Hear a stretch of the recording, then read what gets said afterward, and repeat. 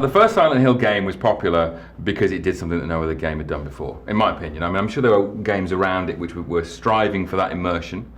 The survival horror genre at that time was developing. It was definitely a genre which had a future. I remember playing Alone in the Dark, and not the remake. We're talking about the original ones, the Infogram games, where it was floating polygons being monsters, and they took forever to render, and the resolution was really low.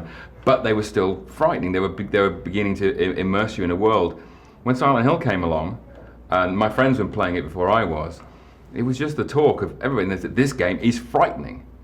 So that's what it did. It frightened you, which no game had done before. And what they seemed to do from a creative point of view, they took narrative, they gave it depth, they gave it meaning, they gave it resonance, they gave the characters dialogue which made sense and was pretty decently performed back in the day. They got Akira Yamaoka to bring a world of sound design.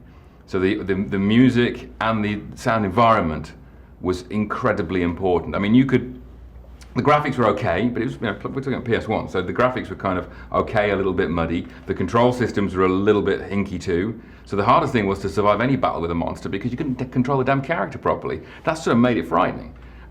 But the sound environment, the immersion of it was, I think, nothing had ever been done like that before. Now the subsequent games have been, good, bad, indifferent, however you want to see those, but it set a benchmark for itself, which it has striven to improve upon and develop and enhance, which I don't think any game series has really done before. I mean, Resident Evil's doing that, but in a different way. Game 2, a lot of people say from the Silent Hill series, is the best, and I think there's a good argument for that. Game 3 is the one that I adapted for the Silent Hill movie, because again, it had the best story for what I wanted to tell. You got like Shattered Memories, which is, takes the whole thing and sort of replays it for you from a different point of view, and then the other games go back into the, they're prequels to the original games. It's a beautiful constructed universe. Agreed.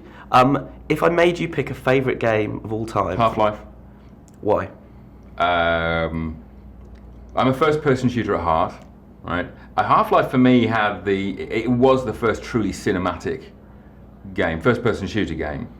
I'm a science fiction wonk, so it was great, and it's got a horror vibe to it as well. So it did all the things I needed it to do. I mean, Half-Life 2 really is the better game, there's no doubt about it.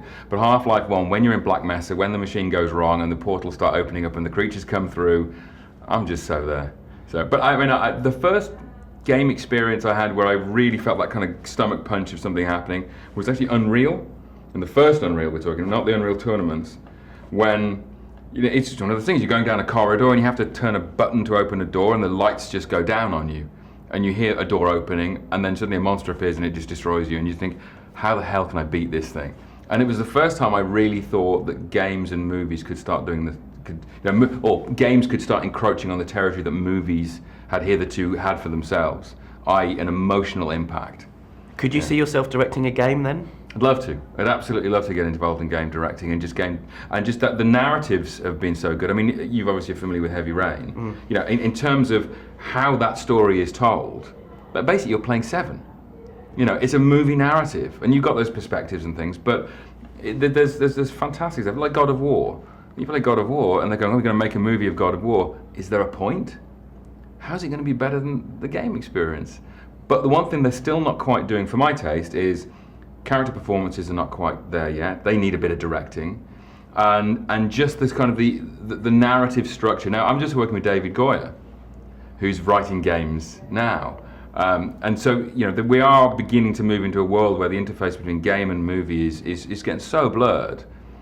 But to me, I think movies still have the edge in terms of emotional engagement. But they're different muscles. When you're playing a game, you're physically interacting with it. You're doing something to progress the story.